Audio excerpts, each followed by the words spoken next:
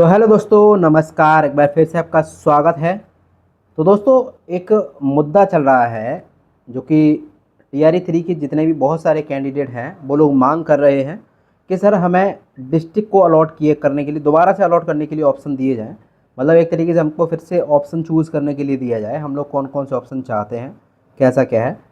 यानी कि दोबारा से आप लोग ऑप्शन मांग रहे हैं अपना डिस्ट्रिक्ट अलॉटमेंट जो भी आपको हुआ है। बहुत सारे कैंडिडेट ऐसे हैं जिनको उनका होम डिस्ट्रिक्ट नहीं मिला है।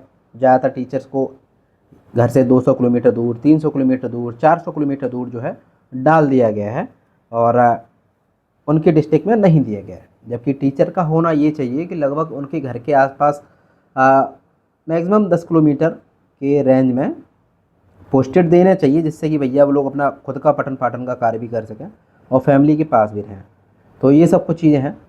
तो बाकी मेरा क्या राय है इस पर, देखिए, जो आपसे डिस्ट्रिक्ट वगैरह मांगे गए थे वो पहले ही फॉर्म भरवाते टाइम पे 3 आपसे डिस्ट्रिक्ट मांगे गए थे, जो कि आपके नंबर के आधार पे आपका अलॉट कर दिए गए हैं। आप किसी को चेंज भी होगा, इन तीनों में से कोई भी नहीं मिला, हो सकता है उन तीनों में से किसी को पहला ही मिल गया हो सकता है इन तीनों में से कोई दूसरा मिला हो या तीसरा मिला, या फिर हो सकता है कोई चौथे में किसी ने भेज दिया हो जो आपने चॉइस भी फिल नहीं की थी।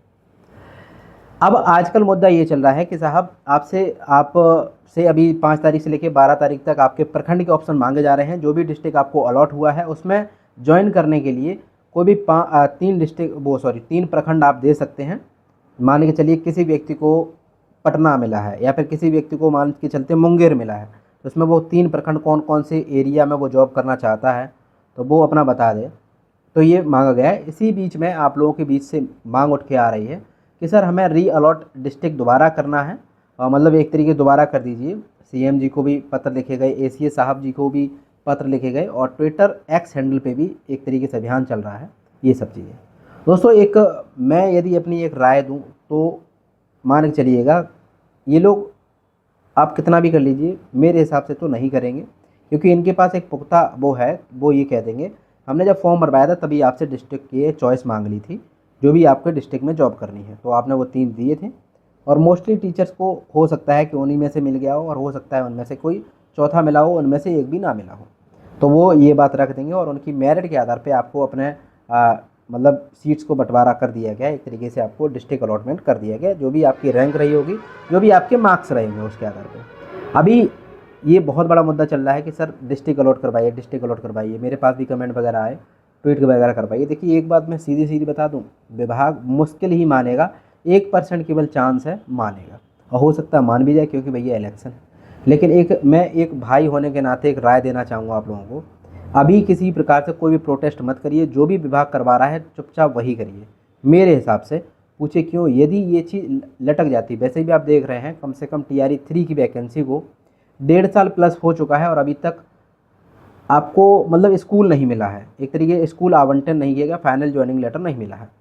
तो प्लीज़ अभी इस चीज़ को कहीं ना कहीं दबा के रखिए, कुछ मत करिए। देखिए, ट्रांसफ़र फ़िलहाल तो अभी बेरोज़गारी से निकल के आइए, कहीं ना कहीं जॉब पकड़ लीजिए। अगर बहुत सारे ऐसे तत्व हैं जो इस चीज़ को टालना भी चाहते हो सकता है कि ये विपक्षी पार्टी में से ये लोग ऐसे कर रहे हो कि वैकेंसी को रोके रहो, इलेक्शन करा दो। हो सकता है पार्टी में से ही बहुत सारे लोग चाह रहे हो कि अभी रोके रहो, इनको इलेक्शन तक खींच के ले जाओ, ये है वो है। तो वो आपका ही नुकसान हो रहा है एक तरीके से।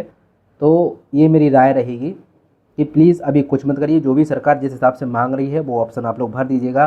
5 तारीख से लेकर 12 तारीख तक जो भी प्रखंड मांगे गए हैं। देखिए, आज के टाइम पे जॉब देखिए कहीं भी करो, सीधी सीधी मेरा मानना ये है कि बहुत रेयर केस है कि आप अपने घर से जॉब कर पाएंगे, सरकारी जॉब किसी में भी हो। सोचिए अगर आपका SSC में सिलेक्शन हो जाता, सोचिए आपका KVS में सिलेक्शन हो जाता, सोचिए आपका EMRS में हो जाता, DSSSB में हो जाता, तो आपको घर छोड़ के तो जाना पड़ेगा। सीधी बात, घर से तो दूर रहना ही पड़ेगा, क्योंकि जॉब का दूसरा नाम ही होता है घर को त्याग देना। जॉब का दूसरा नाम ही होता है घर को त्याग देना।